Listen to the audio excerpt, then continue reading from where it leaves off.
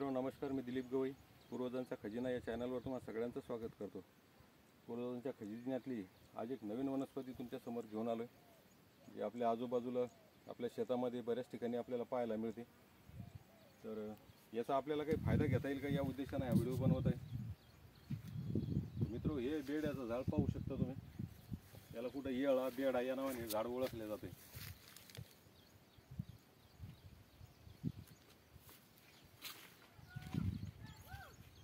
अशा प्रकारचे फळं या झाडाला येतात आणि याच फळांचा औषधामध्ये चांगल्या प्रकारे वापर केला जातो। हा त्रिफळामधला एक घटक आहे, जसं आवळा, बेडा आणि हिरडा हे तीन घटक त्रिफळामध्ये वापरले जातात। तर त्याच्यातला हा एक घटक आहे बेडा म्हणून। तर या फळाची जी साल असते ही त्रिफळा चूर्णामध्ये वापरल्या जाते। याच्यामध्ये कफनाशक गुणधर्म आहेत। हे खोकल्यासाठी, दमावाल्यासाठी एक नंबरचं औषध आहे मित्र। आपण याचा घरगुती वापर कसा करू शकतो मी तुम्हाला त्याचा सांगतोय। थोडक्यामध्ये आपल्याला घरगुती कसा वापर करता येईल। ते फळं पक्व झाल्यानंतर खाली पडतात मित्र, तर हे फळं घ्यायचे आणि याची साल काढायची, या फळाची साल घ्यायची आणि या सालीला आपलं जे कणिक असतं गव्हाचं पीठ वगैरे लावून याला मीठ लावायचं, थोडंसं पहिले शेंबे मीठ लावून द्यायचं, थोडं थोडं शिडकून त्याच्यावर, आणि एका उंडा घ्यायचा आपल्या गव्हाच्या पिठाचा, त्याच्यामध्ये आपण याला लिपून घ्यायचं आणि तो उंडा म्हणजे अगदी त्याला सगळी जाळ देऊन असा भाजून काढायचा तो पूर्ण।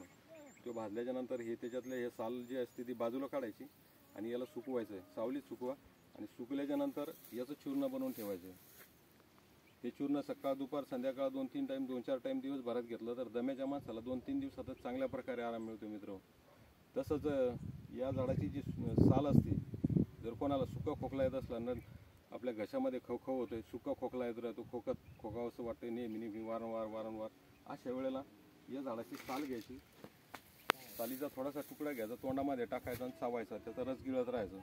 दिवसभरात असं 2-3 वेळेस केलं, सकाळ दुपार संध्याकाळ, की तुम्हाला संध्याकाळपर्यंत याच्यात 100% आराम मिळतो। तसंच या झाडाची जे साल असते, या सालीनं जर जखम धुतली तर ती जखमामध्ये पाणी होत नाही आणि जखम लवकर भरून येते। सडलेली जखम, जनावरांची जर जखम जरी असली तरी तुम्ही हा प्रयोग करून बघा। घरच्या घरी करायला काय अडचण नाही, याला काही पैसे लागत नाही, काही नाही। याची साल घ्यायची, त्या साल काढून याचं ती कडा करायचा आणि त्या कड्यानं ती जखम द्यायची, त्या जखमावर याचा कडा टाकायचा, जखम लवकरात लवकर भरून येते मित्र। तसंच याचा अजून एक तिसरा फायदा मला माहिती आहे, की याच्या आतमध्ये एक बी असते, कडक बी, आणि त्याच्या आतमध्ये एक गोडंबी निघते बघा याची।